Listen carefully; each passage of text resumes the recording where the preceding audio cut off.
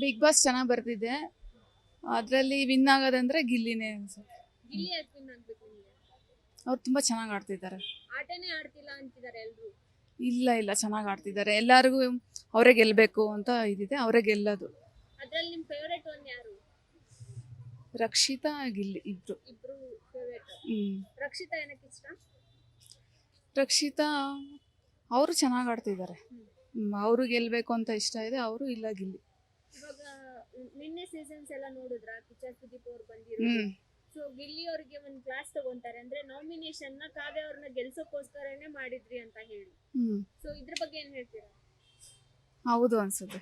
ಹೌದು ಅನ್ಸುತ್ತಾ? ಮತ್ತೆ ಇದ ಫೇರಾ ನಿಮ್ ಪ್ರಕಾರ? ಗಿಲ್ಲಿ ಅವ್ರ ಆತರ ಆಟ ಆಡ್ಬೋದಾ?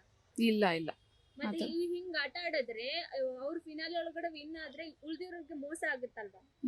ಹೌದು. ಮತ್ತೆ ಇದಕ್ಕೆ ಏನ್ ಹೇಳ್ತೀರಾ ನೀವು? ಅವ್ರ ಫೇವರೇಟ್ ಅಂತ ಹೇಳ್ತಿದ್ದೀರಾ, ಈ ತರ ಎಲ್ಲ ಮಾಡಿದ್ರೆ ಅವ್ರು ನಿಮ್ಗೆ ಹೆಂಗ್ ಫೇವರೇಟ್ ಆಗ್ತಾರೆ?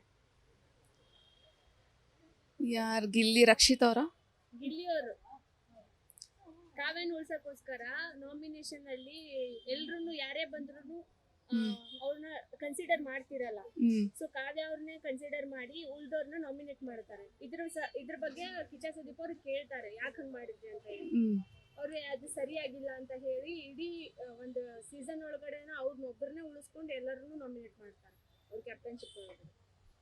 ಅದೇ ಅವ್ರಿಗೆಲ್ಲ ಅವ್ರ ಪಾಡಿಗೆ ಅವ್ರು ಆಟ ಆಡ್ಬೇಕು. ಯಾಕೆ ಅವರು ಕಾವ್ಯ ಪರವಾಗಿ ಆಟ ಆಡ್ಬಾರ್ದು ಅನ್ಸುತ್ತೆ.